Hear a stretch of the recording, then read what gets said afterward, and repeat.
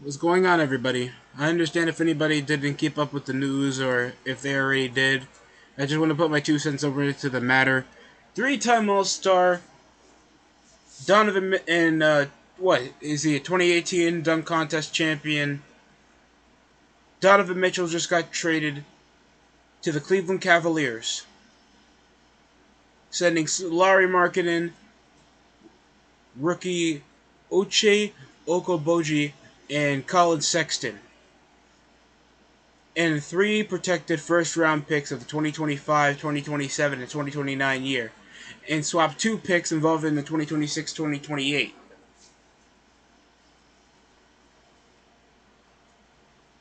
And just picking out over that extensive contract with Mitchell for Sexton, over that max deal, and noticing that the Knicks were probably out of the table, so they probably would go for a more realistic find in the Eastern Conference that have playoff implications, and that's of course involving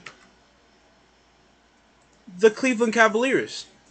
They pushed over a play-in spot where they fell short against the Brooklyn Nets, but came over showing great resourcefulness, size.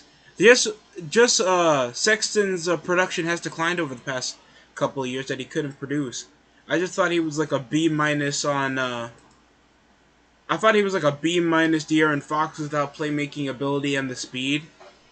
Had decent distribution skills. Well, good luck in Utah. All you have is shitty neon rip-off Oregon Ducks jerseys. That's technically it. But other than that, I'm liking the roster so far. If I can just pull up what's going on right now for the Cleveland Cavaliers. They have a different identity change. They still have Ricky Rubio that they picked up over waivers, even though he got traded away to the Pacers early around the season to get over Karis LeVert. Dylan Wilder is still there. Now they got on RJ Nemedard still. Darius Garland, already an all-star. Raul Neto, worst decision of their life, but has potential. You already have three perennial scorers. C.D. Osman is a good 3-and-D player that can shoot up. A veteran presence into Kevin Love. Jared Allen being an all-star shot blocker. And they picked up and Evan Mobley as well. And got Robin Lopez as the grizzled veteran anchor. I'm not saying that this is going to pull strides, but this can be a consistent playoff contender with a lot of age on their side to pick up probably or to sign over an all-star talent or at least 1 to 2 pieces to make them a good threat. The Cavaliers are looking pretty optimized to be a good amount of youth and good and momentum to have over to the NBA season. It's tough what happened to Colin Sexton, but I think it had to be done over that contract and knowing that his minutes were getting eaten up by Darius Garland. That's just been more productive. And I want to see more of what's going to happen to Karis LeVert and see if he can exceed it over his production because we know injuries has been what's been going on with Karis. But I know he can put up numbers. Isaac Okoro, decent over the size. I understand they needed the rebounding and the shot blocking, playmaking off Love. I don't know. I can see a decent wave of at least 49 wins off this team. A fun, young, competitive team to watch, no doubt. Hopefully their defensive play works, even because I know everybody can grab a bucket.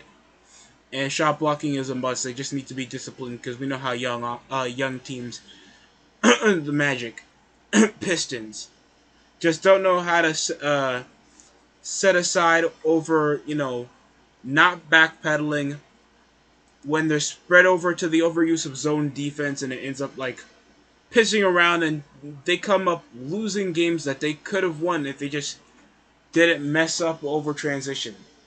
And that's kind of what always screws over young teams like the Pacers, Magic, Pistons, Kings, Thunder.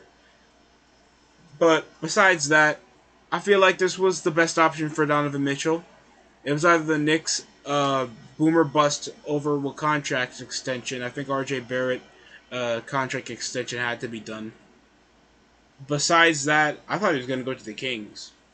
But I thought this was the best option for Donovan Mitchell, and I want to see how the Cavaliers could actually play with him. So obviously, the Cavaliers are back on the map, knowing that they got when the brightest is still hot on the trail All Stars. But I feel like there's a ceiling for Donovan Mitchell because I feel like he peaked around 2019. I feel like that's all we can see of Donovan Mitchell. We know he can play make, shoot off, dunk off the dribble, just absolutely posterize, play out over his play out from behind the arc pretty decently, and he always doesn't underperform over the postseason.